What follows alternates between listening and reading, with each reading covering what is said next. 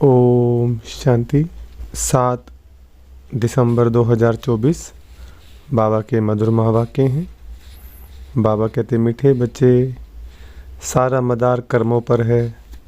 सदा ध्यान रहे कि माया के वशीभूत कोई उल्टा कर्म ना हो जिसकी सज़ा खानी पड़े। प्रश्न, बाप की नज़र में सबसे अधिक बुद्धिमान कौन है? उत्तर, जिनमें पवित्रता की धारणा है वही बुद्धिमान है, और जो पतित है वह बुद्धिहीन है। लक्ष्मी नारायण को सबसे अधिक बुद्धिमान कहेंगे। तुम बच्चे अभी बुद्धिमान बन रहे हो। पवित्रता ही सबसे मुख्य है, इसलिए बाप सावधान करते हैं, बच्चे ये आँख धोखा ना दें, इनसे संभाल करना। इस पुरानी दुनिया को देखते हुए भी ना देखो, नई दुनिया स्वर्ग को याद करो। ओम शांति। मीठे मीठे सिकलदे बच्चे यह तो समझते हैं, इस पुरानी दुनिया में हम अभी थोड़े दिन के मुसाफिर हैं। दुनिया के मनुष्य समझते हैं अर्जुन 40,000 वर्ष यहाँ रहने का है। तुम बच्चों को तो निश्चय है ना, यह बातें भूलो नहीं। यहाँ बैठे हो तो भी तुम बच्चों को अंदर में गदगद होना चाहिए। इन आँखों से जो कुछ देखते हो सब कुछ विनाश होने वाला है। आत्मा तो अविनाशी है। हम आत्मा ने 84 जन्म लिए हैं। अभी बाबा आया है घर ले जाने के लिए। पुरानी दुनिया जब पूरी होती है तब बाप आते हैं नई दुनिया बनाने। नई सो पुरानी, पुरानी सो नई। दुनिया कैसे होती है यह तुम्हारी बुद्धि में है। हमने अनेकों बार चक्कर लगाया है, अभी चक्कर पुराना होता है। नई दुनिया में हम थोड़े ही देवताएं रहते हैं, मनुष्य नहीं होंगे। बाकी कर्मों पर सारा मदार है। मनुष्य उल्टा कर्म करते हैं तो वह खाता ज़रूर है। इसलिए बाप पूछते हैं, इस जन्म में कोई ऐसे पाप तो नहीं किए हैं? यह है पतित छीछी रावण राज्य, यह धुंधकारी दुनिया है। अभी बाप तुम बच्चों को वर्षा दे रहे हैं। अभी तुम भक्ति नहीं करते, भक्ति के अंधियारे में धक्के खाकर आए हो। अभी बाप का हाथ मिला है, बाप के सहारे बिगर तुम विषय वैतरणी नदी में गोते खाते थे।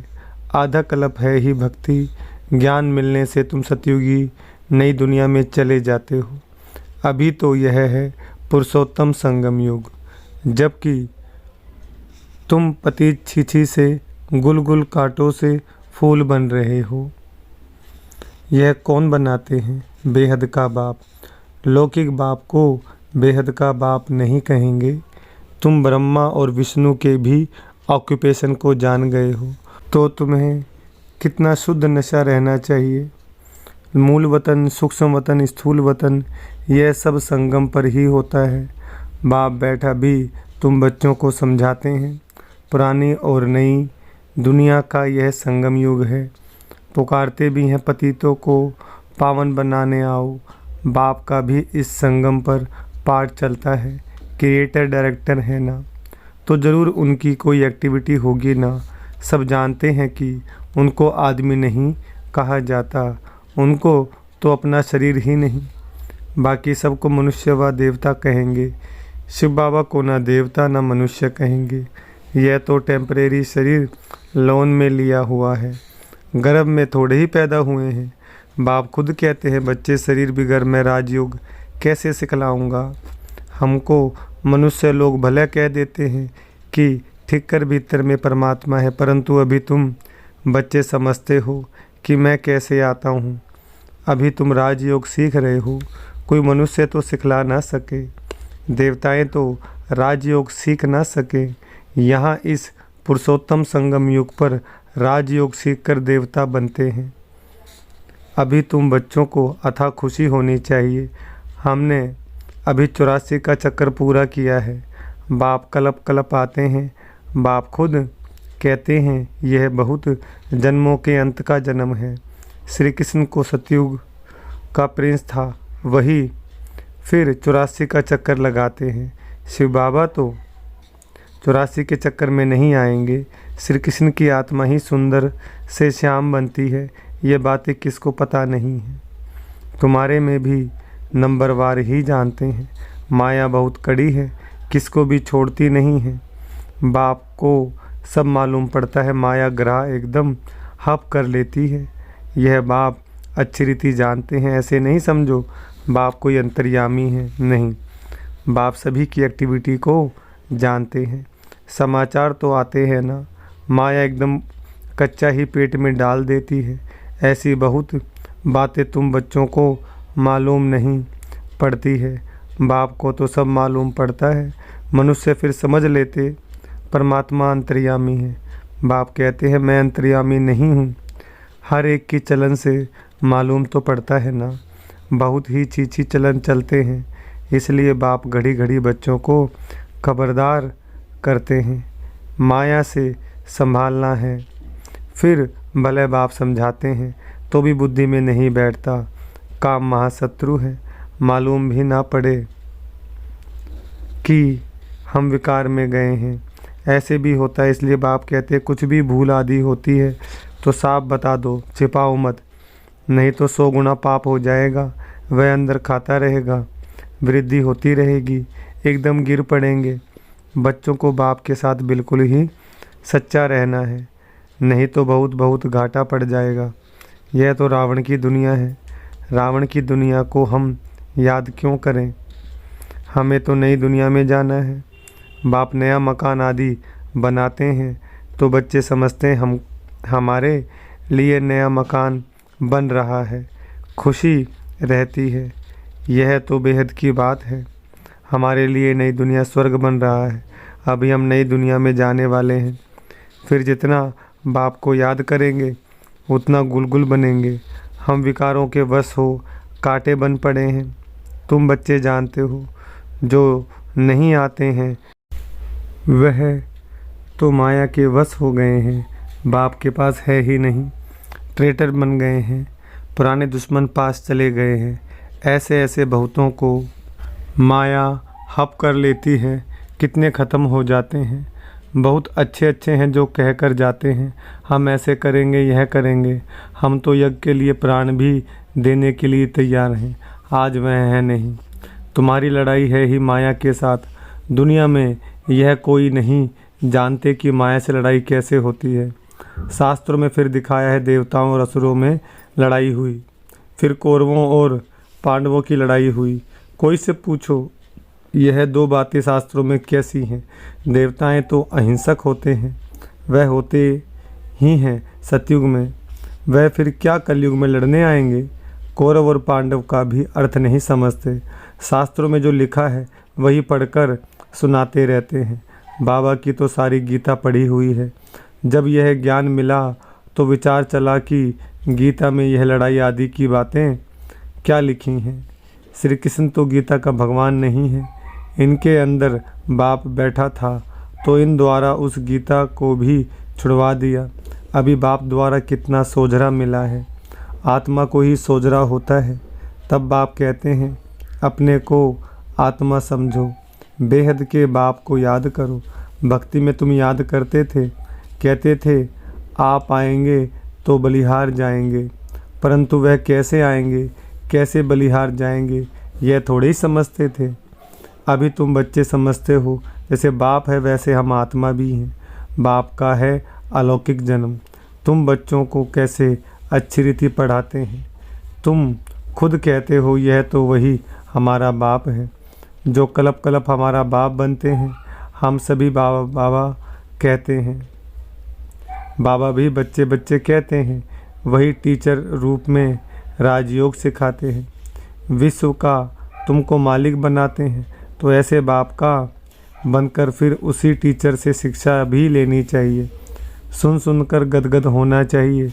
अगर छी बने तो वह खुशी आएगी ही नहीं, भले कितना माथा मारे, वह फिर हमारे जाति भाई नहीं। यहाँ मनुष्यों के कितने सरनेम होते हैं, वह सभी हैं हद की बातें। तुम्हारा सरनेम देखो कितना बड़ा है। बड़े थे बड़ा ग्रेट ग्रेट ग्रैंडफादर ब्रह्मा, उनको कोई जानता ही नहीं। शिव बाबा को तो सर्वव्यापी कह दिया है, ब्रह्मा का भी किसको पता नहीं है। चित्र भी है ब्रह्मा विष्णु शंकर, फिर ब्रह्मा को सूक्ष्म वतन में ले गए हैं।